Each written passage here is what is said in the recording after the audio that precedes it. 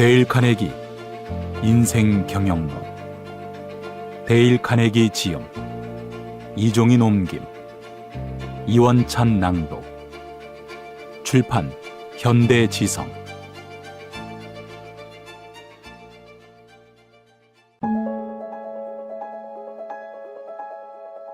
1장. 나를 믿고 끝까지 가기.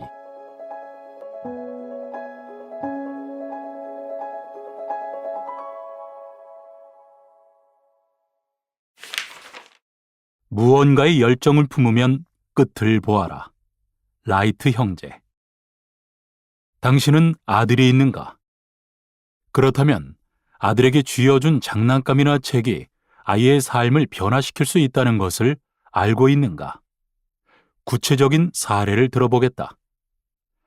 1878년 그리스도 형제연합교회의 주교는 아이오와주 시더래피즈에 살고 있었다. 6월 어느 날 교회 업무차 여행 중일 때 그는 두 아들에게 주려고 기계와 관련된 장난감을 하나 샀다. 집으로 돌아오자 두 아들은 달려와 아버지를 맞이했고 그는 두 아들에게 말했다. 얘들아, 너희 주려고 사왔단다. 받으렴. 이어 그는 아들들을 향해 장난감을 던졌다. 하지만 이 장난감은 두 아이에게 곧장 가지 않고 깜짝 쇼를 선보였다. 천장까지 날아갔고 몇 초 동안 공중에 머물며 파닥이다가 마침내 바닥으로 떨어진 것이다. 아이들은 와 하고 소리를 지르며 달려가 장난감을 집었고 흥분으로 두 눈이 휘둥그레졌다. 그것은 코르크, 대나무, 종이로 만든 15cm 길이의 장난감 비행기였다. 비행기는 빙글빙글 도는 프로펠러에 의해 공중에 한참 머물러 있었는데 작은 종이 프로펠러는 꼬인 고무줄이 풀리면서 돌아갔다. 장난감 덕분에 두 아이는 비행에 관심을 갖게 되었고 마침내 이 이야기를 읽는 모든 사람에게 영향을 미치는 비행기를 발명한 사람이 되었다. 수천 년 전 화약이 발명된 이래로 비행기처럼 인간의 생활 방식을 크게 변화시킨 발명품은 없다. 두 소년의 이름은 윌버 라이트와 오빌 라이트다. 라이트 형제는 아버지가 사준 장난감 비행기를 산산조각 날 때까지 가지고 놀았다. 그러고는 또 다른 장난감을 살 돈이 없어 그 조각들을 조립해 새로운 장난감 비행기를 만들었다. 나중에 그들은 연을 만들고 날리기 시작했는데 품질이 꽤 괜찮아서 마을 다른 소년들이 돈을 주고 살 정도였다. 그때부터 윌버와 오빌 라이트는 하늘을 날고 싶다는 열망에 푹 빠졌다.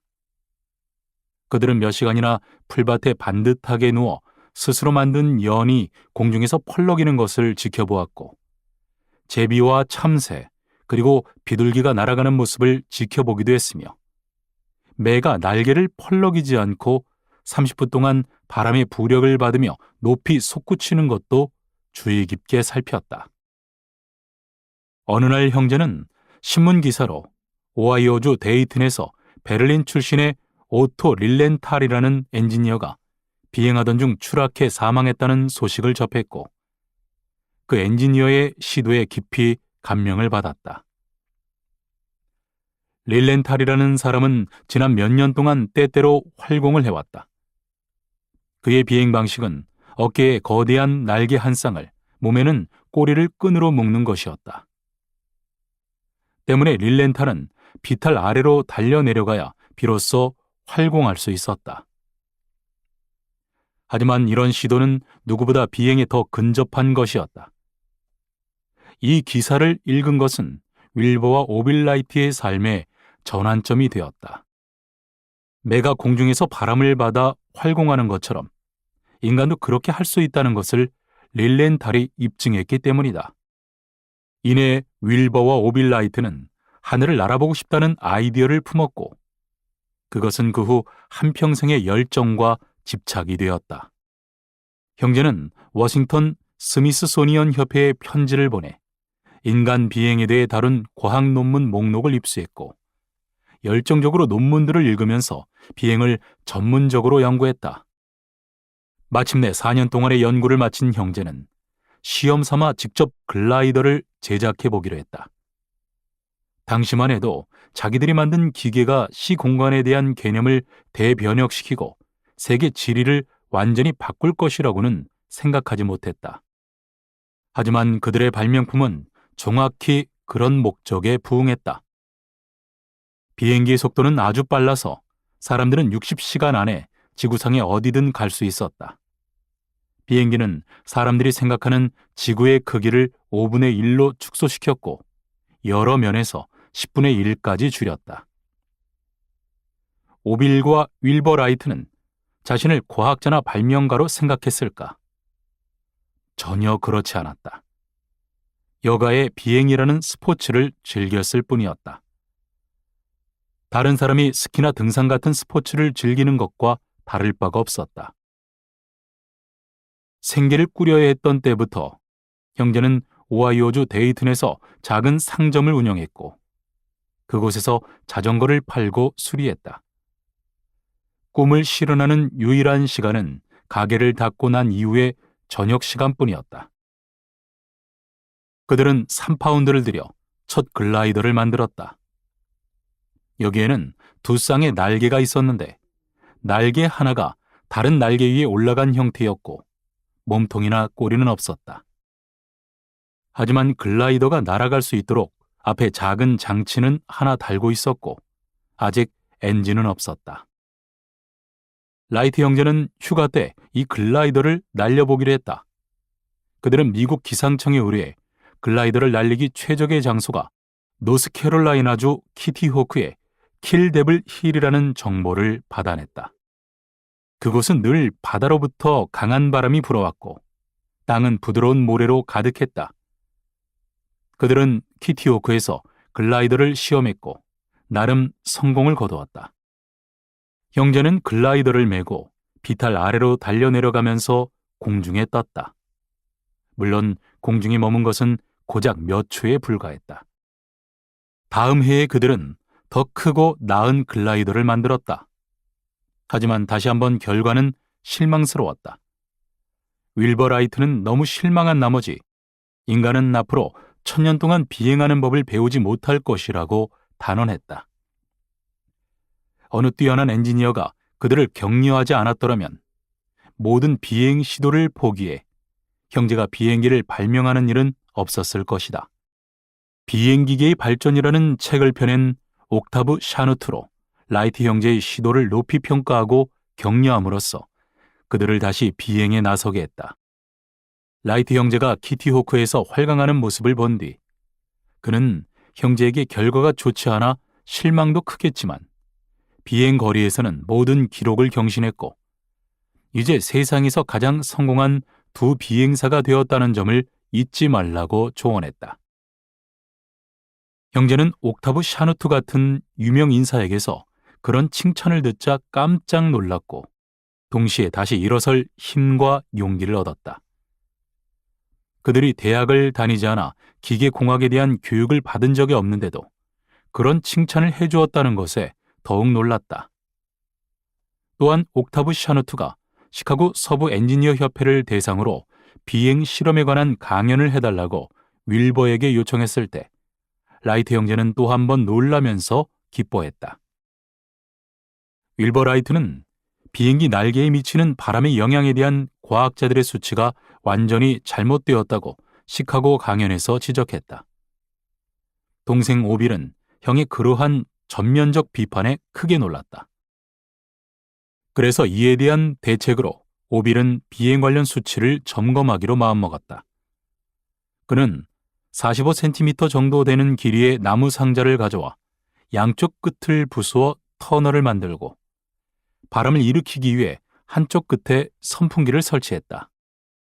그리고 나무 상자 윗부분에는 유리를 끼워 넣어 작은 비행기가 날개의 크기와 모양에 따라 바람에 어떤 영향을 받는지 살필 수 있도록 만들었다. 당시 오빌은 자신이 만든 것이 세계 최초의 풍동이라는 것을 알지 못했으며 독학한 자전거 수리공에 불과한 자신이 박식한 과학자들이 수집한 풍압에 대한 모든 수치 도표가 완전히 틀렸음을 증명할 줄은 상상조차 하지 못했다. 오빌라이트가 이와 같은 풍동 검사로 얻은 지식이 없었더라면 라이트 형제는 물론 그 누구도 하늘을 날아가는 비행기를 만들지 못했을 것이다. 이 실험은 현대 항공술의 밑바탕이 되는 여러 기술적 사실들을 밝혀냈다. 윌버가 시카고에서 비행 실험에 대한 강연을 하지 않았더라면 라이트 형제는 이 실험을 절대 하지 않았을 것이다. 그들은 직접 제작한 마지막 글라이더로 1,000번의 성공적인 비행을 해냈지만 여전히 활공에 적합한 바람은 거의 찾을 수 없어 몹시 화가 났다. 보통 바람은 지나치게 약하거나 강하거나 아니면 돌발적이었다. 형제는 거의 자포자기한 상태에서 인간의 비행 시도 역사상 최고의 변혁을 일으킬 결정을 내렸다. 그것은 바람이 때맞추어 불어오지 않으면 사람이 적합한 바람을 인공적으로 만들어내자는 것이다. 어떻게? 가솔린 엔진을 비행기에 설치해 프로펠러에 연결시키고 엔진의 힘으로 돌리는 것이다. 어떠한 제조사도 그들이 바라는 경량 모터를 만들지 않았으므로 그들은 밤 시간을 이용해 자신들의 자전거 가게에서 직접 모터를 제작했다. 그들은 모터를 포함해 비행기 한 대를 만드는데 160파운드도 들이지 않았다. 1903년 12월 17일 노스캐롤라이나주 키티호크의 킬데블 힐에서 형제는 이 기계로 인류 역사상 최초의 비행을 해냈다. 모든 것이 얼어붙을 정도로 추운 날이었고 비행기를 만지작거리는 형제는 손이 얼지 않게 하려고 팔을 찰싹찰싹 때려야 했다. 하지만 날이 그렇게 추워도 오빌라이트는 비행기 전체의 무게를 늘리지 않으려고 외투를 입지 않고 비행기에 탔다. 정확히 10시 35분에 오빌라이트는 큰 소리를 내는 비행기에 올라타 몸을 쭉 뻗고 엎드려 시동을 걸었다.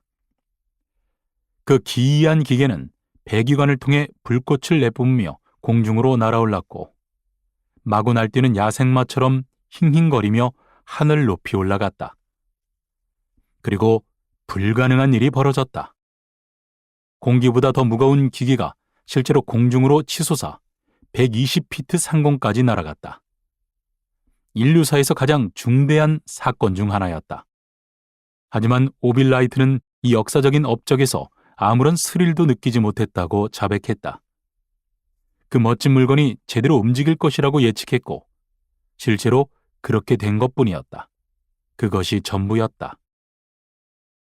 라이트 형제가 인류사에서 최초로 성공적인 비행을 한 후 집으로 돌아갔을 때 무슨 일이 벌어졌을까?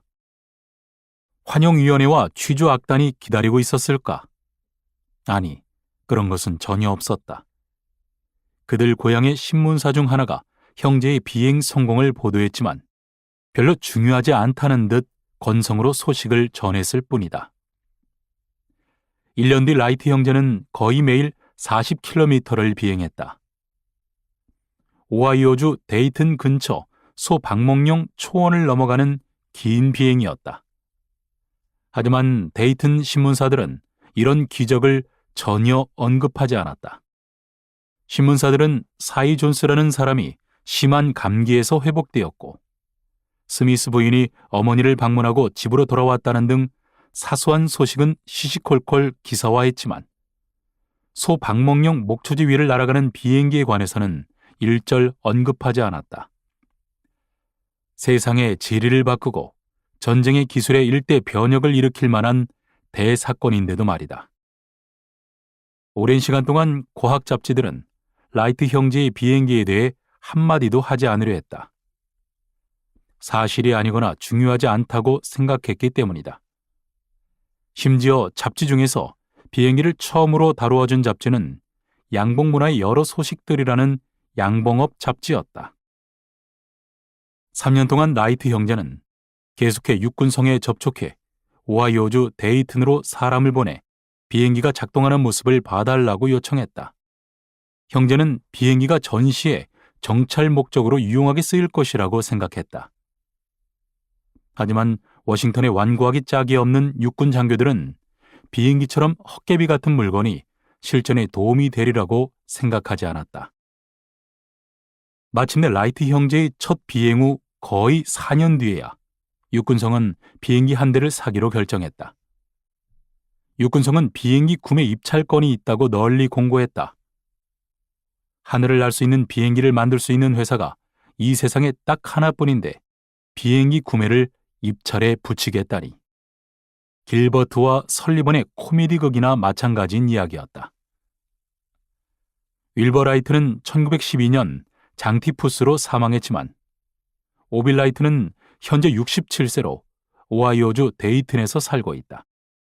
여태껏 미혼인 그는 지극히 겸손하며 직함, 명예, 돈 따위에는 신경 쓰지 않는다. 또한 그는 언론의 관심을 싫어해 신문 기자들과의 인터뷰를 매번 거절한다. 오빌과 윌버 라이트가 해낸 첫 비행은 고작 12초 지속되었을 뿐이지만 이 12초는 인류사의 새롭고 장대한 시대가 시작되었음을 우레처럼 커다란 소리로 알렸다. 드디어 인류가 오랜 세월에 걸쳐 소망해왔던 위대한 꿈이 실현되었다. 마침내 인류는 땅의 구속을 벗어던졌고 별을 향해 날아올랐다. 인생 경영 포인트. 라이트 형제는 아버지로부터 선물 받은 작은 장난감을 보고서 공중을 날고 싶다는 생각을 품었고 장난감에서 프로펠러의 원시적 개념도 얻었다. 주위의 사소한 물건들을 예민하게 관찰하는 것이 얼마나 중요한 일인지 보여주는 사례다. 처음에는 공중을 날아가는 참새와 비둘기를 관찰했고 이어 날갯짓을 하지 않아도 바람의 부력만으로 30분 이상을 나는 매를 유심히 관찰했다. 그리고 처음에는 바람의 힘을 빌려 공중을 날았으나 곧 인공바람을 직접 만들어냈다. 소위 프로펠러의 발견이었다. 필요는 발명의 어머니라는 사실을 몸소 증명한 것이다. 노르웨이의 한 사진작가는 어느 날 나비의 양 날개에서 D자 비슷한 무늬를 보고서 나비 날개에서 알파벳 26개의 무늬를 찾아낼 수 있지 않을까 생각했고 온 세상의 나비를 쫓아다니면서 마침내 모두 찾아냈다고 한다. 여기서 중요한 것은 실제로 나비의 날개에 26개의 알파벳이 모두 무늬로 새겨져 있다는 사실이 아니다. 무언가의 열정을 품으면 그것을 해내고 마는 정신력을 눈여겨보아야 한다. 자연은 우리가 지금껏 발견하지 못한 많은 것들을 구상하게 만드는 거대한 영감의 원천이다. 세상 일이 다 그러하듯이 훌륭한 일 앞에는 반드시 성공을 가로막는 장애물이 있기 마련이다. 만약 그러한 장애를 이겨내지 못했더라면 과연 성취 뒤에도 보람이 있을까? 라이트 형제는 간절한 소망의 힘으로 모든 장애를 극복하고 마침내 인류 최초로 비행기를 발명해 역사에 길이 남았다. 시련의 마음은 시금석이다. 퀴리 부인. 퀴리 부인은 앞으로도 천년은 더 기억될 극소수의 위대한 여성 과학자 중 한 명이다. 그녀의 원래 모습은 수줍고 소심하지만 위대한 과학자들조차 발견이 불가능하다고 여긴 화학 원소를 분리해냈다. 그녀는 과학에 알려진 다른 어떤 원소와 비교해도 무척 새로운 것, 즉 끊임없이 에너지를 내뿜는 원소를 발견했다. 그리고 그것을 라듐이라고 명명했다. 라듐은 우리가 여전히 싸우고 있는 암과의 전쟁에 가장 크게 이바지했다. 라듐으로 인해 수천 명의 암 환자가 완전히 치유되거나 끔찍한 고통을 크게 완화시킬 수 있었다. 완치되지 않더라도 환자들의 수명이 여러 해 느는 경우가 많았다. 장차 퀴리 부인이 될 여성은 파리 대학에서 물리학과 수학을 공부했다. 그때 그녀는 너무 가난하고 굶주려서 실신까지 할 정도였다. 52년 뒤 자신의 삶을 다룬 영화로 한 영화 제작사가 무려 20만 파운드의 수익을 올릴 것이라는 사실을 알았더라면 그녀는 얼마나 놀랐을까? 자신이 이룬 업적으로 2번이나 노벨상을 받은 유일무이한 인물이라는 사실을 미리 알았더라면 또 얼마나 놀랐을까. 그녀는 1903년 물리학 분야에서 뛰어난 업적을 이루어 처음 노벨상을 받았고 1911년에는 화학 분야의 걸출한 업적으로 2번째 노벨상을 받았다. 하지만 어린 시절 조국 폴란드에서 거만하고 부유한 어떤 가문에서 모욕을 당하지 않았더라면 과학자가 되는 일도 라듐을 발견하는 일도 아예 없었을지 모른다. 스토리는 이러하다.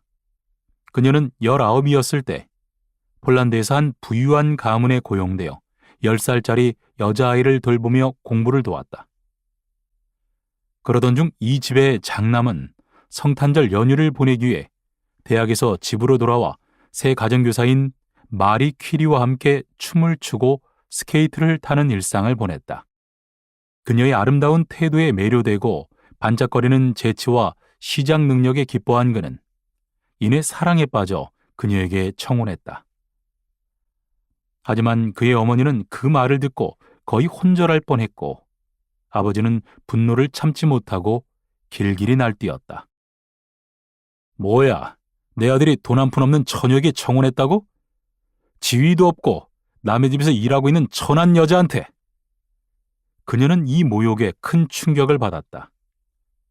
결혼에 대한 생각은 모두 접고 파리로 가서 공부하며 평생 과학자로 살기로 결심한 순간이었다. 1891년 이 젊은 폴란드 숙녀 마냐 스쿠어도프스카는 파리 대학에서 과학을 공부했다. 그녀는 지나칠 정도로 수줍고 소심해 친구를 잘 만들지 못했고 너무 학업에만 열중해 친구를 위해 시간을 낼 수도 없었다. 그녀는 공부하지 못하는 시간은 모두 잃어버린 시간이라고 생각했다. 그녀는 가정교사로 일하며 저축한 얼마 되지 않은 돈으로 4년 동안 살아야 했고 추가로 들어오는 돈이라고 해봤자 폴란드에서 수학교사로 일하는 아버지가 때때로 보내주는 소액의 루브라뿐이었다. 그녀는 하루에 3실링으로 살아야 했다. 방세, 식비, 의료비, 난방비, 대학에서 써야 하는 용돈 등을 모두 마련하려면 극도로 절약해야 했다.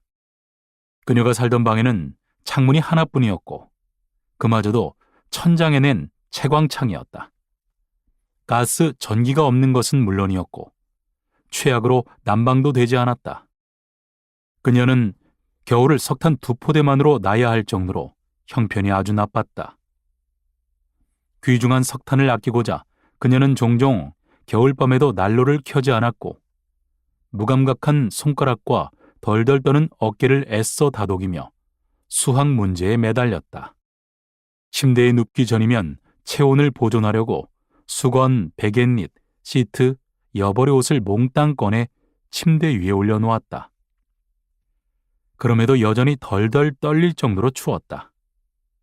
때로 그녀는 의자를 가져와 침대 위에 올려놓기도 했는데 그 의자가 덜덜 떨리는 몸에 어떻게든 온기를 더해주지 않을까 하는 절박한 마음에서 그렇게 한 것이다.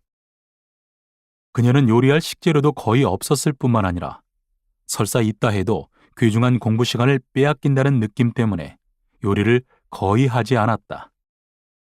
때로는 얼마 남지 않은 빵에 버터를 발라 묽은 차를 곁들여 먹으며 몇 주를 버텨야 했다. 종종 어질어질하다가 비틀거리며 침대에 쓰러져 의식을 잃기도 했다. 의식이 돌아오면 그녀는 스스로 물었다. 내가 왜 기절했지? 그녀는 자기가 앓고 있는 병이 완만한 아사라는 것을 인정하기 싫었다. 한 번은 대학에서 수업을 듣던 중 기절했고 다시 의식이 돌아왔을 때 며칠 동안 체리 몇 개와 무 한 단만 먹었다는 것을 의사에게 실토해야만 했다. 하지만 파리의 어떤 다락방에 살던 이 여학생을 너무 안쓰럽게 보지 않아도 된다. 이 여학생은 10년 뒤에 세상에서 가장 유명한 과학자가 될 것이기 때문이다. 그녀는 학업에 극도로 열중했고 그야말로 지식에 대한 깊은 열망에 사로잡혀서 굶주림에 전혀 동요되지 않았다.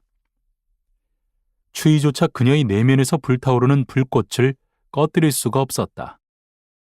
파리에 도착하고 3년 뒤 마냐 스코어도프스카는 그녀가 사랑을 느낄 수 있는 유일한 부류의 남자와 결혼했다.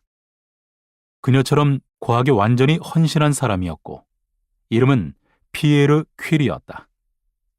그는 겨우 35이었지만 프랑스에서 가장 저명한 과학자 중 한 사람이었다. 결혼하던 날 부부가 가지고 있던 세속적인 물건은 2대의 자전거가 전부였다. 신혼여행도 자전거를 타고 프랑스 시골 지역을 돌아보는 것에 불과했다. 여행을 하며 점심엔 빵, 치즈, 과일을 먹었고 밤엔 색이 바랜 벽지에 촛불이 은은하고도 기이한 그림자를 들이우는 마을 여관에서 잤다. 3년 뒤 퀴리 부인은 박사 학위를 준비했다. 학위를 얻기 위해서는 독창적인 연구를 하고 그 내용을 보고서로 완성해야 했다. 그녀는 최근에 발견한 수수께끼를 풀기 위해 연구에 연구를 거듭했다. 그것은 우라늄이라 불리는 금속이 광선을 발산하는 이유를 알아낸 것이었다. 위대한 과학적 모험의 시작이자 화학의 매혹적인 수수께끼를 파고 들어가는 여정이었다. 퀴리 부인은 어떤 물질이 그런 신비로운 광선을 발산하는지 알아보기 위해 기존에 알려진 모든 화학 물질과 수백 가지의 광물을 검사했다. 마침내 그녀는 그 강력한 광선이 어떤 미지의 원소 때문에 발사된다고 결론을 내렸다. 그리고 퀴리 부인의 남편 피에르 퀴리도 자신이 하던 실험을 그만두고 신비로운 새 원소를 발견하려는 그녀의 연구를 도왔다. 몇 달 동안 실험한 뒤 퀴리 부인과 남편은 과학계에 폭탄이나 다름없는 충격적인 보고서를 제출했다. 부부는 우라늄의 방사선보다 200만 배 더 강력한 방사선을 지닌 금속을 발견했다고 보고했다. 이 기적적인 금속의 광선은 나무, 돌, 철, 구리를 관통할 수 있으므로 오로지 두꺼운 나판으로만 막을 수 있었다. 보고서에 쓴 것처럼 이 발견이 사실이라면 과학자들이 몇 세기 동안 믿어온 근본적인 이론이 완전히 전복시킬 것이었다. 그들은 이 기적적인 물질을 가리켜 라듐이라 명명했다. 이전에 라듐과 조금이라도 비슷한 원소는 전혀 없었다. 이것은 깜짝 놀랄 정도로 다른 모든 금속과 달라서 냉철한 과학자들은 그런 금속이 존재할 수 있는지조차 의심했다. 그들은 증명을 요구했다. 순수한 라듐을 보여주면 관찰하고 검사하고 원자량을 알아내겠다는 것이었다. 퀴리 부인과 남편은 이후 4년 동안 라듐의 존재를 증명하는 작업에 몰두했다. 부부는 0.1g의 라듐을 생산하고자 밤낮 없이 일했는데 양으로 따지면 겨우 작은 완두콩 한 알의 절반 크기에 불과했다. 이 라듐은 무려 광석 8톤을 끓이고 정제해야 추출되었다. 부부는 예전에 의대생들이 해부실로 쓰던 버려진 낡은 창고에서 작업했다. 바닥도 없고 지붕에 구멍이 나 있었으며 난로는 낡아서 그리 따뜻하지 않은 곳이었다. 겨울이 되면 부부는 집 밖에 있는 것이나 마찬가지였다. 광석과 화학물질을 끓일 때 나오는 매운 연기는 퀴리 부인의 눈을 따갑게 찔렀고 숨막히게 했다. 4년 동안 부부는 그런 형편없는 창고에서 일했다. 마침내 피에르는 점점 의욕이 꺾이더니 상황이 좀 더 좋아질 때까지 연구를 중단하길 바랐다.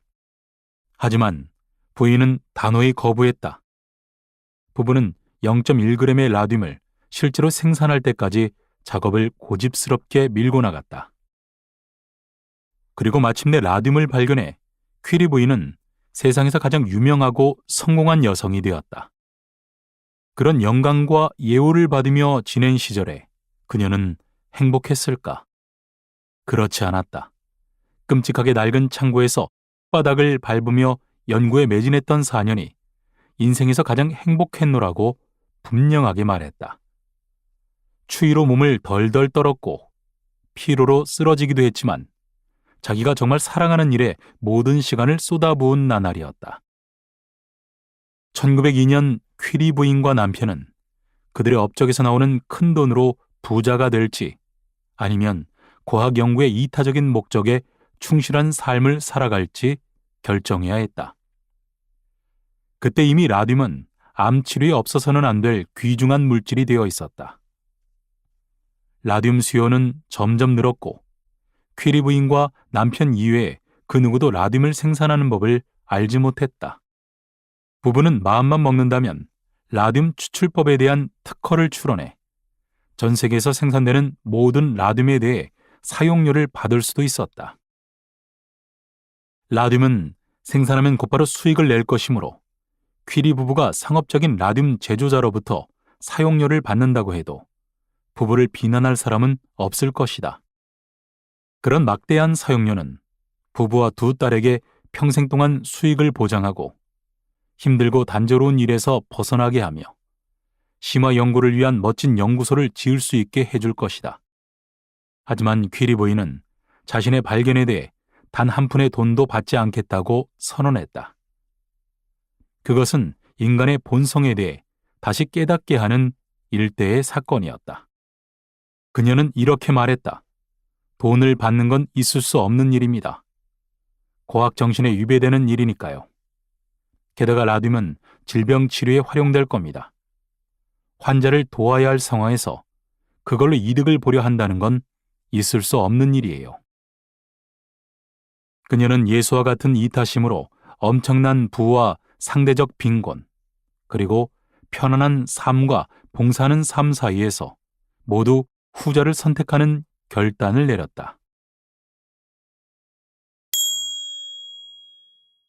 인생 경영 포인트.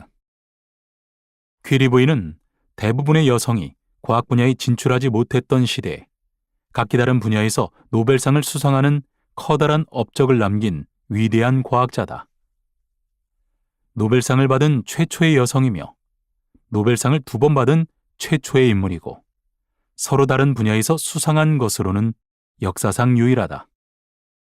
퀴리 부인의 위대한 점은 가난한 시절에 자신이 품었던 고결한 학문의 정신을 끝까지 간직했다는 데 있다. 그녀는 과학과 부귀영화는 함께 갈 수 없다고 생각하고 학문에 임했다. 뿐만 아니라 어린 시절 극도의 가난을 겪었기에 부인은 타인의 고통에 공감하는 능력도 갖고 있었다. 때문에 암 환자가 라듐 치료를 받아야 하는데 돈이 없어서 치료를 포기할 때의 고통을 상상하고 라듐 발견으로 인한 막대한 로열티가 예상되는데도 흔쾌히 포기할 수 있었다. 만약 돈을 벌 생각으로 라듐을 발견하려 했다면 4년간 헛간 실험실에서의 극심한 고통은 견뎌내지 못했을 것이다. 인생에서 가장 바람직한 모습은 무슨 일이 되었든 자기가 정말로 좋아하는 일을 실천하는 것이다. 라듐을 발견하기로 마음먹은 뒤에는 라듐 위에 다른 어떤 것은 전혀 생각하지 않은 퀴리 부인처럼 말이다. 뚜렷한 목표 의식이 있어야 비로소 목표에 도달하는 것이 인생의 이치다. 논어에는 어떤 남자가 어떤 여자를 아주 사랑하는데 길이 너무 멀어 가지 못한다고 불평하자 남자가 여자를 진정으로 사랑하지 않는 것이라고 지적하는 다음과 같은 문장이 나온다. 당체의 꽃이여 바람에 펄럭이는구나. 어찌 님을 생각하지 않으리오마는 집이 너무 멀구나. 공자님이 말씀했다. 생각이 모자라는 게지 어찌 멀다 할 수 있을까. 정말로 사랑한다면 모든 장애를 이겨낼 수 있다.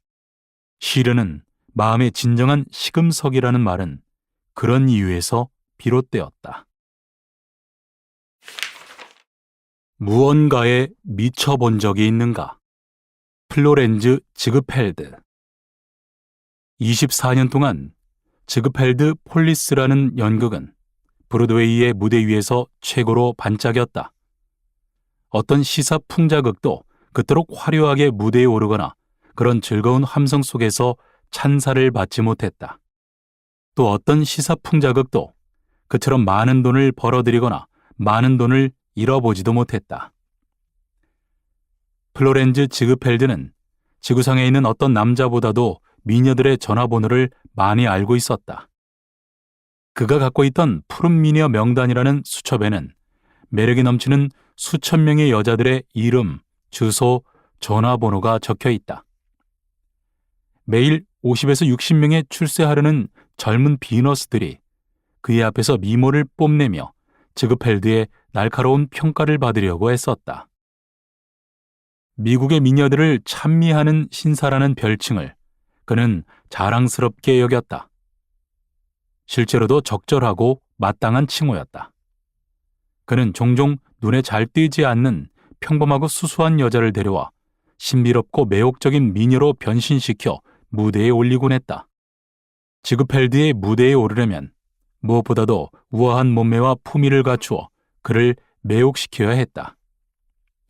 미녀를 에워싼 화려한 분위기는 지그펠드가 얼마든지 제공할 수 있었다. 지그펠드는 화려함의 측면에선 마치 동양의 전제 군주처럼 제왕적으로 굴었다. 배우의 의상에 아낌없이 돈을 썼고 돈으로 살 수 있는 가장 아름다운 직무를 얻고자 유럽, 인도, 그리고 아시아 시장을 샅샅이 뒤졌다. 의상의 안감조차 최상급 비단을 써야 한다고 고집했다. 피부에 닿는 옷감이 부드럽지 않으면 스스로 아름답다고 느끼지 않는다는 것이 그의 지론이었다. 심지어 자신이 염두에 두던 특정 카우보이 무리가 쓸 적절한 모자를 찾기 위해 석 달 내내 쇼보트의 제작을 뒤로 미루기도 했다. 한 번은 제작에 5만 파운드를 들여 단 한 차례 무대에 올린 뒤 작품을 폐지하기도 했다. 왜? 그가 쌓아온 지그펠드 전통에 어울리지 않는다는 것이 이유였다. 그는 무슨 일을 하든 호화로운 규모로 수행할 것을 강조했다. 매일 수백 명과 연락을 주고받았다. 편지를 작성할 때는 거의 전부 구슬에 의존했다. 어디론가 이동할 때면 순간적인 강풍에 휘날리는 낙엽처럼 국내 정보와 해외 정보를 수차례 발송했다. 가는 곳마다 그는 정보 양식을 들고 다녔다. 뉴욕의 그랜드 센트럴역에서 열차에 타서 125번가에 도착하기 전에 휴대한 정보 양식을 전부 사용하는 것이 일상이었다. 이건 좀 믿기 힘든 이야기인데 리허설 중에 오케스트라석에 앉아 무대 위의 배우들에게 정보를 보내기도 했다. 심지어 소리쳐서 부를 만큼 가까이 있는 사람들에게도 정보를 보냈다. 한 번은 창문 밖으로 상만신을 내밀면서 반대편 창문에 있는 사람에게 이렇게 소리를 지른 적도 있었다. 이봐, 정보 보냈잖아. 왜 답장 안 해? 공중전화 박스를 지나칠 때면 이때다 하면서 박스 안으로 들어가 연합문 명에게 바쁘게 전화를 걸어댔다. 그는 매일 아침 6시에 일어나서 직원들에게 득달같이 전화를 걸었다. 그는 4, 5파운드를 아끼려고 몇 시간에 걸쳐서 계획을 짜기도 했다. 그러다가 다음 날이 되면 태연하게 월스트리트에서 2만 파운드를 투자하기도 했다. 한 번은 영화배우 에드윈에게 1,000파운드를 빌려 그 돈으로 미 대륙을 횡단하는 개인 열차를 대절하기도 했다. 그는 기사도를 발휘해 여자들에게 세심한 배려를 보임으로써 여자들이 스스로를 아름답다고 느끼게 하는 재주가 있었다. 공연 첫날 밤이면 코러스단에 있는 모든 여자는 그가 보낸 꽃상자를 받았다. 심지어 그에게 일자리를 구하러 온 늙고 절반쯤 정신 나간 여자조차 다른 여자들과 똑같은 대우를 받았다. 그는 자기가 데리고 있는 유명 스타 대다수에게 매주 1,000파운드의 급여를 지급했다. 종종 시즌 말이 되면 그들은 흥행주인 지그펠드보다 더 많은 돈을 계좌에 입금했다. 또한 연예 사업을 시작했을 때 업계는 통상 여자 코러스 단원에게 매주 6파운드를 지급했다.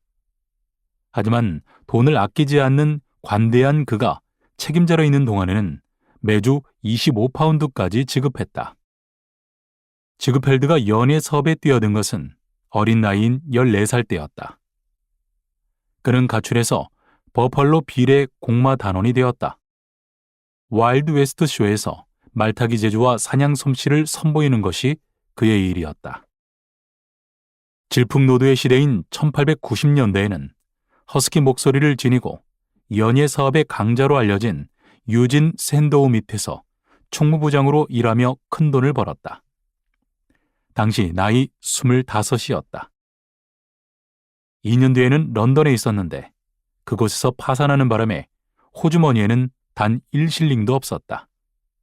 몬테카를로 도박장에서 자신의 행운을 시험하다가 운명의 수레바퀴가 엉뚱한 곳으로 돌아 무일푼으로 전락한 것이다.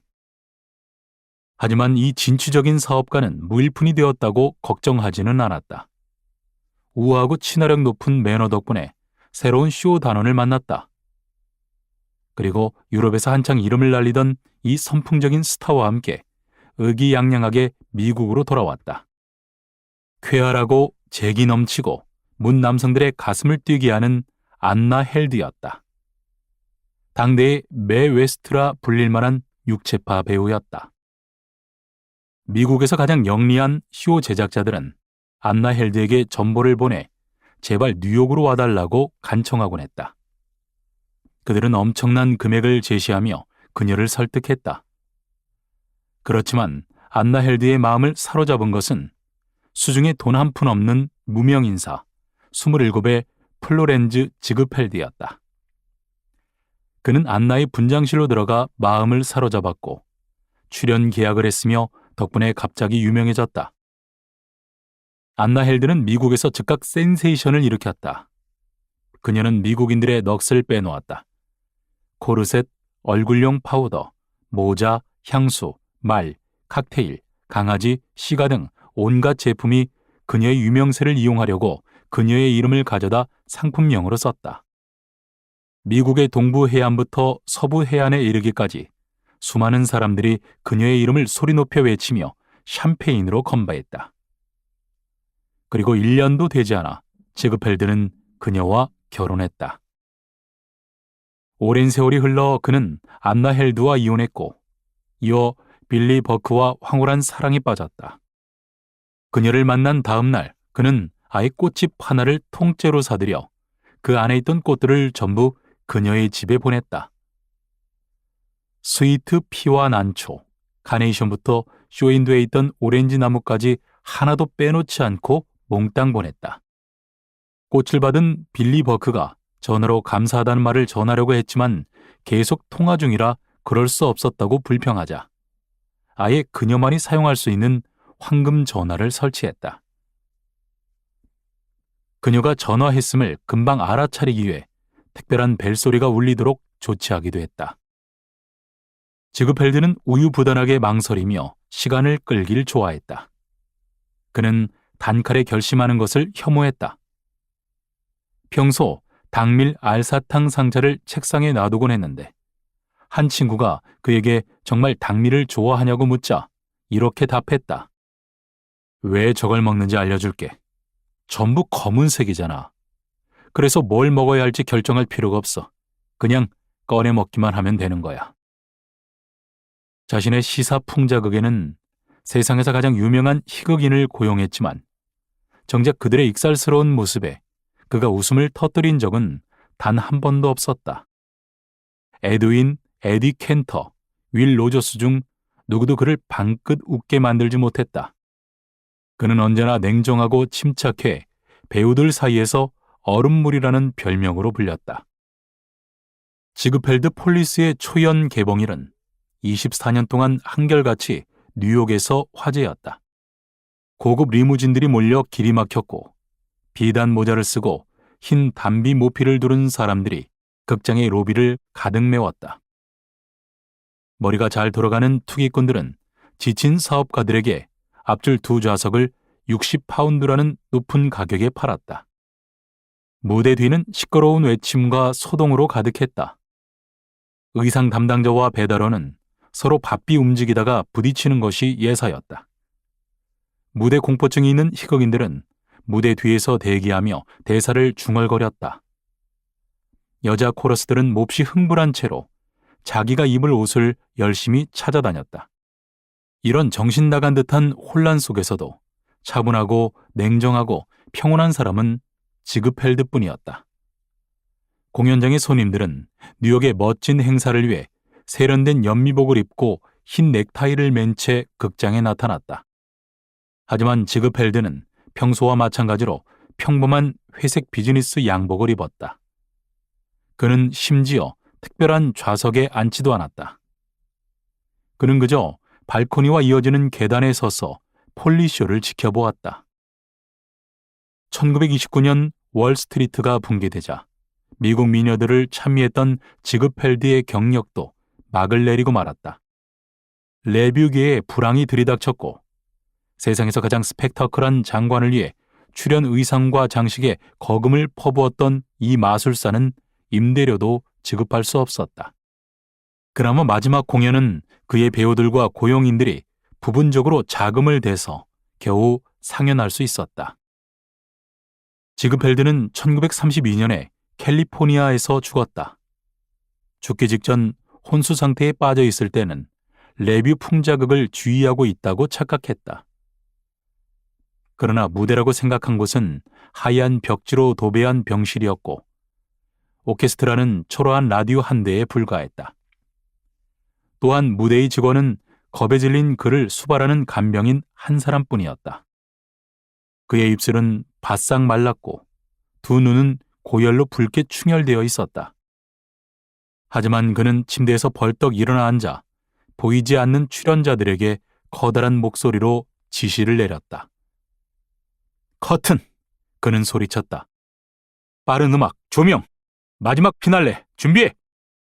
그러고는 마지막으로 나직이 중얼거렸다. 훌륭해. 아주 좋았어. 시오, 아주 좋았어. 인생 경영 포인트. 브로드웨이의 전설적인 제작자 지그펠드가 배우들에게 보여준 우호적인 태도는 곧 성공의 방정식이기도 하다.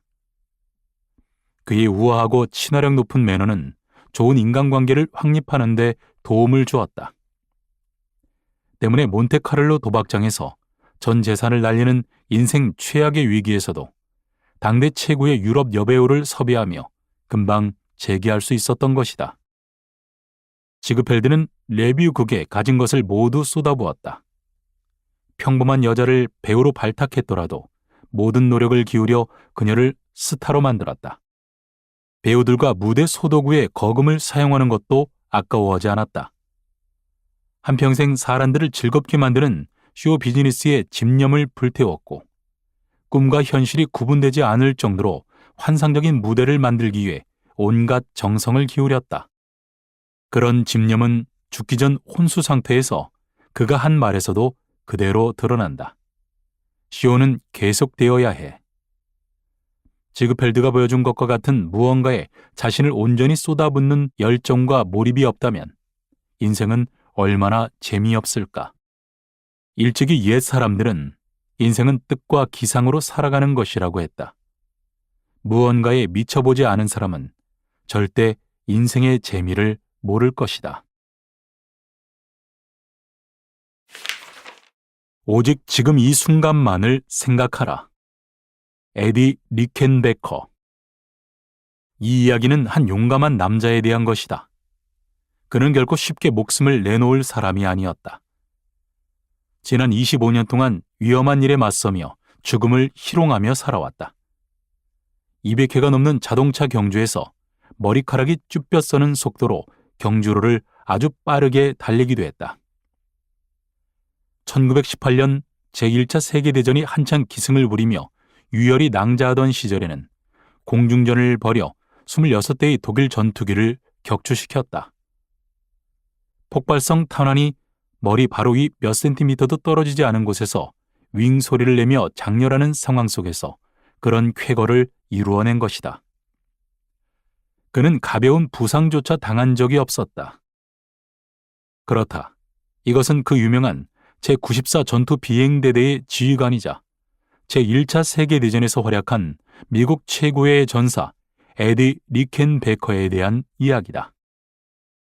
전쟁 직후 나는 아주 매력적인 사람인 로스 스미스 밑에서 업무 관리자로 일했다. 스미스는 호주의 에이스 파일럿으로 유명하다. 성스러운 도시 예루살렘 위로 비행기를 몰고 날았던 최초의 인물이며 지구 반바퀴를 비행한 최초의 모험가이기도 하다. 나는 뛰어난 전사이자 비행사인 로스 스미스와 에디 리켄베커가 서로 무척 닮은 것을 발견했다. 두 사람 다 하늘에서 굉음을 내뿜는 기관총을 발사한 사람이라고는 여겨지지 않을 정도로 아주 조용하고 나긋나긋한 목소리를 지닌 겸손한 사람이라는 점이 특히 닮았다. 에디 리켄베커는 12살이 될 때까지 불같은 성미에 난폭하고 버릇이 없었다. 거리에 달린 등을 박살내는 것과 같은 거친 행동을 하며 소동을 일으키곤 하는 소년 무리의 리더였다. 그러다 비극적인 사건이 벌어졌다. 에디의 아버지가 세상을 떠난 것이다. 에디는 하룻밤 사이에서 소년에서 남자로 성장했다. 그는 자신의 갑작스러운 변화를 그런 식으로 설명했다. 아버지를 안장하고 돌아오던 날, 그는 가장이 되겠다고 결심했다. 학교를 그만두고 유리 공장에서 시간당 2.5펜스를 받고 매일 12시간씩 일했다. 전차요금 5펜스를 아끼기 위해 아침마다 11km를 걸어서 공장에 출근했고 밤이 되면 다시 집까지 걸어서 퇴근했다. 소녀는 꿋꿋이 앞으로 나아가겠다고 다짐했다. 아무것도 그를 막을 수 없었다. 유리 공장에서 하는 일은 단조롭고 따분하고 위험했다. 그는 자기 일을 대단치 않게 여겼다. 그는 화가가 되길 바랐고 색과 선으로 세상을 바라보는 꿈을 꾸었다. 그 후 야간학교에서 그림을 공부하고 대리석으로 천사상을 깎아서 묘비 판매업자에게 넘기는 일을 했다. 오늘날 아버지의 무덤 앞에 세워진 비석에 글을 새기기도 했다. 하지만 돌을 깎아 묘비를 만드는 것은 위험한 일이었다. 대리석 가루가 폐로 들어가서 진폐증을 유발하기 때문이다. 에디는 이렇게 말했다. 어린 나이에 죽고 싶지는 않았어요. 그래서 더 안전한 일을 찾기 시작했죠. 14살 어느 날 아침, 마치 운명처럼 포장도로를 달리는 자동차를 처음 보았다. 그 흥미롭고 기이한 기계는 털털거리는 소리를 내며 오하이오주 콜럼버스 거리를 흥겹게 오갔다. 에디에게 그 차의 바퀴는 정말 운명의 바퀴였다. 자동차를 목격함으로써 삶이 통째로 바뀌었기 때문이다. 15번째 생일을 맞이하기 며칠 전 그는 자동차 수리센터에 취직했다. 한때 마차 대여소였던 목조 건물에서 자동차 운전을 배웠다. 또 집 뒤뜰에 작업장을 마련하고 도구까지 만들어 자기 자동차를 제작하려 했다. 그러던 중에 머지않아 콜럼버스의 자동차 공장이 개업했고 리켄베커는 일요일마다 그 공장으로 가서 수리공으로 취직시켜달라고 간청했다. 물론 그때마다 거절당했다. 18번을 거절당한 뒤 그는 공장주에게 이렇게 말했다. 저를 이 공장의 새 직원으로 한번 써보세요. 내일 아침부터 여기 나와 열심히 일할게요. 공장 바닥이 더럽네요. 제가 이걸 싹 쓸어내고 심부름도 할게요. 도구도 날카롭게 정비하고요.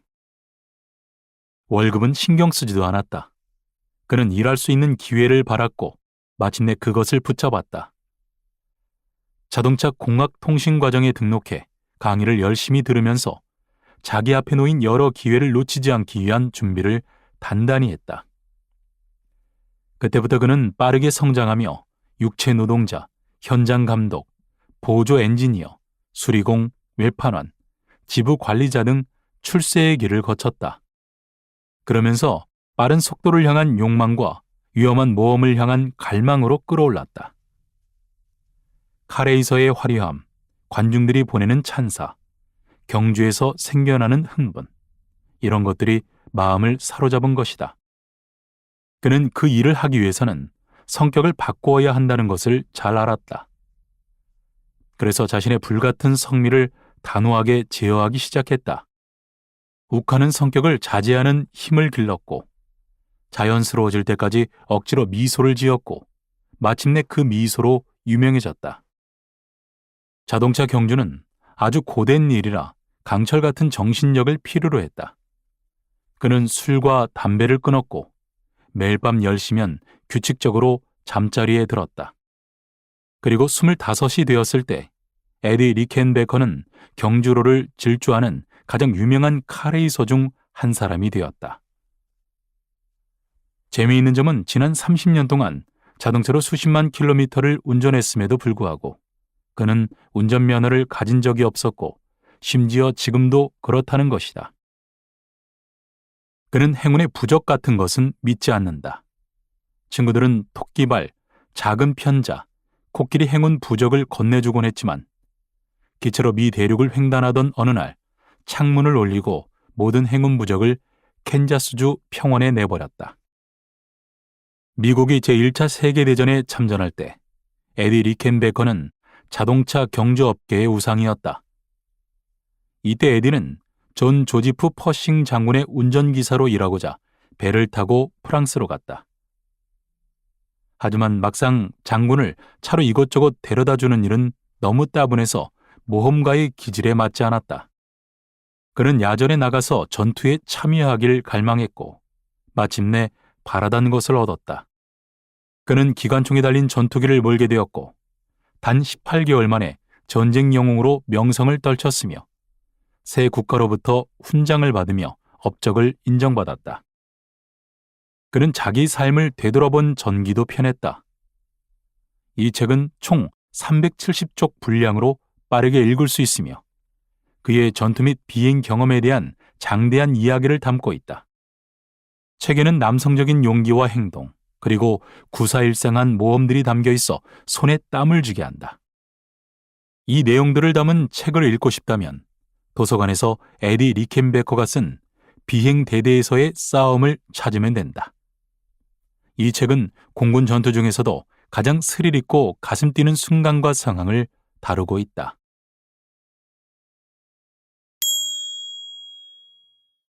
인생 경영 포인트.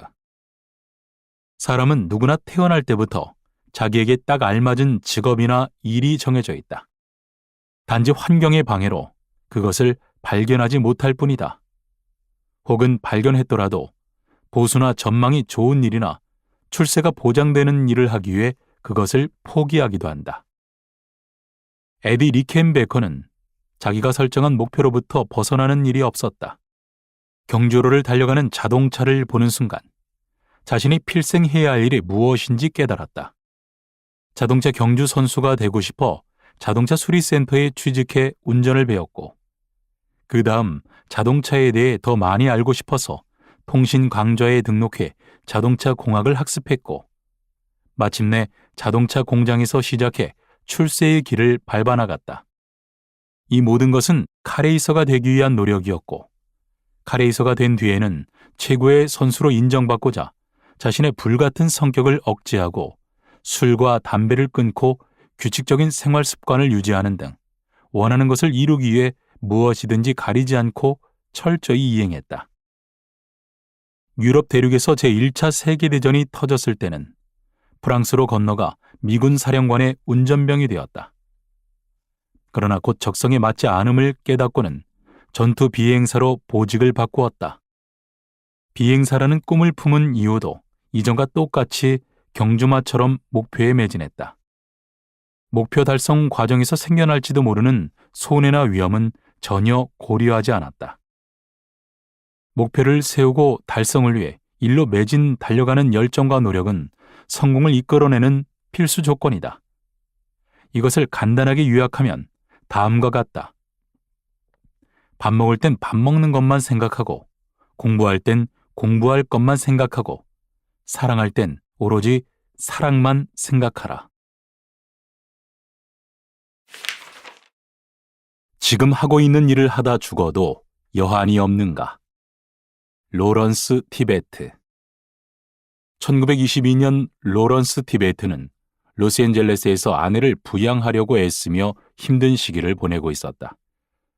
그는 일요일이면 교회에 나가서 합창단에서 노래했고 때때로 결혼식 축가를 불러달라는 요청을 받고 오, 내게 약속해 주어를 부르고 1파운드를 받기도 했다. 그는 몇 년 동안 공부했지만 아무런 성과도 거두지 못했다.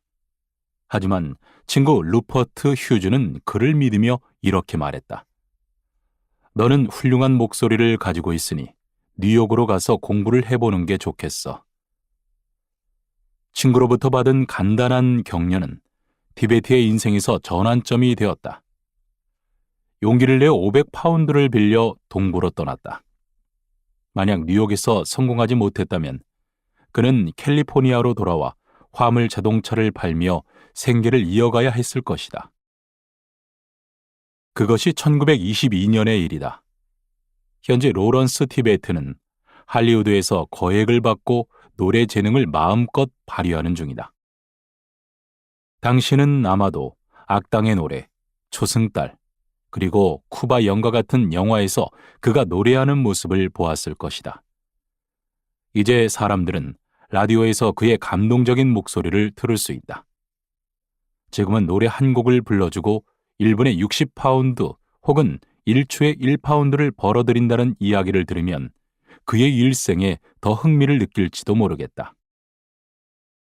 1922년 로런스 티베트는 너무나 가난해서 도시에 살 형편이 되지 않았다. 그래서 그는 시골에서 집을 빌렸다. 다행스럽게도 그 월세집은 포도밭 가운데에 있어서 포도를 공짜로 먹을 수 있었다. 그는 그 당시 포도 외에는 먹을 게 거의 없던 적도 있었다고 했다. 월세는 고작 한 달에 2파운드 10실링이었지만 그 적은 금액마저도 때로는 가수 수입으로 충당할 수가 없었다. 한 번은 월세를 10달이나 밀려서 포도를 따고 가지를 잘라내는 일로 빚을 갚아야 했다. 그는 매달 1파운드를 내기로 하고 피아노를 빌렸지만 거실에 둘 수는 없었다. 집이 당장이라도 무너질 듯 낡은 데다 가파른 비탈에 있었기 때문이었다. 게다가 집 앞부분은 높은 기둥으로 지탱되고 있었다. 피아노가 집 바닥을 뚫고 떨어져 포도나무 사이로 구르면서 아랫마을로 도망가지 않을까 걱정될 지경이었다. 뉴욕에 처음 왔을 때는 메트로폴리탄 오페라 하우스의 가장 저렴한 좌석 티켓조차도 구입하지 못할 정도로 형편이 어려웠다. 그는 10실링을 내고 겨우 입석 티켓을 사서 웅장한 메트로폴리탄 오페라 하우스 뒤쪽 구석에서 유명한 안토니오 스코티와 메리 가든의 화려한 무대를 보고 들었다. 그 시절 그는 친구들에게 돈을 빌려야만 방세를 내고 음악 수업을 받을 수 있었다. 하지만 10년 뒤 그는 메트로폴리탄의 위험 있는 무대 위를 성큼성큼 걸어다녔고 청중들의 격렬한 환호 속에서 단일 공연에서만 무려 22번의 커튼콜을 받았으며 세상에서 가장 유명한 바리톤 중 한 사람이 되었다. 매년 훌륭한 목소리를 지닌 야심찬 젊은이 수백 명이 명성과 부를 차지하려는 열망을 품고 뉴욕으로 온다. 나는 그들 중 얼마나 많이 이들이 실패하는지 궁금했다. 로런스 티베티에게 물어보자 그는 1,000명 중에 999명 정도는 실패한다고 했다. 대다수가 훌륭한 목소리가 없어서가 아니라 목소리를 어떻게 써야 하는지 몰라서 실패한다고 덧붙였다. 쇼맨십에 재능이 없고 관중을 매혹시키지 못하고 노래에 메시지를 담아 전달하지 못하며 호소력 있게 청중을 전염시키는 능력이 없어서 실패한다는 것이다. 로런스 티베트는 캘리포니아주 베이커즈필드에서 어린 시절을 보냈다. 몇 년 동안 그의 아버지는 카우보이로 일했다. 말을 타고 목장을 달리면서 울타리를 수리하고 소에게 낙인을 찍으면서 소를 훔치려는 도둑들과 맞서 싸우는 것이 일이었다. 아버지는 진주로 장식된 손잡이가 있는 커다란 리볼버를 벨트에 찾고 사격 솜씨가 뛰어났다. 종에는 2개의 표시가 새겨져 있었는데 소도둑 2를 쏴서 죽였다는 뜻이었다. 티베트의 아버지는 캘리포니아주 컨 카운티의 보안관을 지내기도 했다. 집에는 여러 총기류를 둔 무기고를 갖추고 뒷마당에서는 기다란 귀와 슬픈 눈을 한 덩치 큰 블러드하운드를 사슬 목줄을 채워 키웠다. 마을에 총격이 발생하면 티베트의 집에 전화가 울렸고 그때마다 아버지는 총을 차고 개를 데리고 급히 범죄 현장으로 달려갔다. 그는 범인을 추적하기 위해 블러드 하운드를 앞서 달리게 했다. 로드는 우렁찬 소리를 내며 들판을 가로지르고 과수원을 지나치며 달려갔다. 티베트 보안관은 뒤에서 목줄을 잡고 달려가면서 팔을 흔들며 이렇게 외쳐댔다. 로드가 이번에는 잡을 거야. 로드가 잡을 거라고. 하지만 로드는 범인을 잡는 대신에 보통 늙은 소나 코요테를 찾아냈을 뿐이다. 보안관 업무는 어린 로런스 티베트에게 엄청나게 흥분되고 화려한 일처럼 보였고 어린 시절에 자기도 아버지처럼 보안관이 되어야겠다고 결심했다. 그러다 갑자기 비극적인 사건이 벌어졌다. 서부에서 가장 악명 높은 은행 강도이자 총잡이인 짐 머키니와의 총격전에서 아버지가 사망한 것이다. 그 일은 로런스 티베트의 삶을 완전히 바꾸어 놓았다. 그의 아버지는 무척 독실한 사람이어서 담배, 춤, 카드놀이와 연극 공연을 아주 싫어했다. 아버지가 그렇게 돌아가시지 않았더라면 자기는 절대 가수 겸 배우가 될 수 없었을 것이라고 티베트는 내게 말했다. 아버지의 가르침이 여전히 그에게 강력한 영향을 미치고 있어서 심지어 오늘날에도 그는 한 해에 1개 이상의 권련을 피우지 않는다. 불가피하게 시가를 피는 날이면 자신이 끔찍하게 잘못된 짓을 저지르고 있으며 악마가 바로 옆에 서서 멸망으로 떨어지라고 부추기는 것 같은 기분이 든다고 했다. 고등학생일 때 티베트는 열등감이 심했다. 어머니는 하숙집을 운영했다. 그는 옷이 한 벌밖에 없었는데 그나마 있는 바지는 키가 작아서 엄청나게 짧았으며 여자친구에게 아이스크림을 넣은 탄산음료를 사줄 돈도 없었다.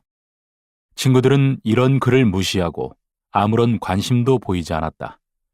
그는 어떻게든 유명해지겠다고 다짐했고 이름을 떨칠 수 있는 방법을 찾았다.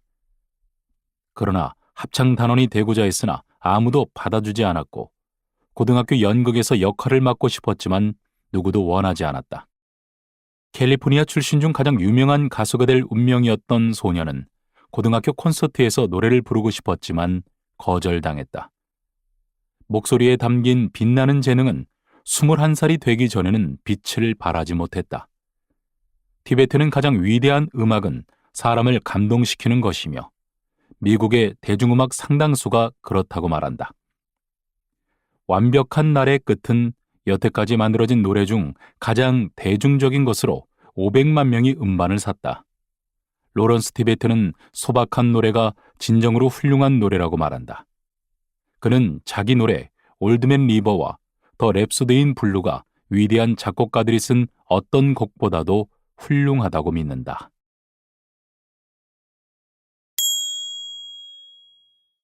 인생 경영 포인트. 티베트는 아름다운 목소리를 지니고 있지만 오페라 가수로 성공하지 못하는 이들의 문제점에 대해 쇼맨십 부족, 메시지 전달 능력 불충분, 매혹시키는 힘의 부족, 감동을 전달하는 능력 결핍 등을 들었다. 이것은 가수뿐만 아니라 다른 직업에 종사하는 이들에게도 똑같이 적용된다. 아무리 실력이 좋더라도 그 실력을 남들에게 보여주는 능력도 있어야 한다. 티베트가 청중을 매혹시킨 힘은 아름다운 목소리뿐만 아니라 가수가 되기까지 고생을 극복하면서 지속적으로 확인했던 소망, 즉 무슨 일이 있어도 가수가 되어야겠다는 간절함에서 비롯되었다. 그리스 신화 속 오르페우스가 죽은 아내 유리디체를 부활시키기 위해 저승으로 찾아가 절절하게 노래를 불러 지하세계의 왕을 감동시킨 것처럼 말이다. 티베트는 보안관이었던 아버지가 악당과의 총격전에서 돌아가신 일이 자기 인생을 결정적으로 바꿔 놓았다고 말했다. 아버지의 비극적 죽음과 오페라 가수로서의 길은 별 상관이 없어 보이는데 왜 그렇게 말했을까? 이 사건은 아버지의 투철한 직업의식을 확인한 계기였을 것이다. 아버지는 보안관 업무를 위해 자신의 목숨까지 내놓았다. 그 일을 겪으며 티베트는 스스로 물어보았을 것이다. 나는 가수가 되기 위해 목숨을 내놓을 각오가 되어 있는가? 우리가 무슨 일을 하든 그것을 하다가 중도에 죽어도 여한이 없다는 각오로 자신의 일에 매달릴 때 비로소 남다른 성공을 거둘 수 있다.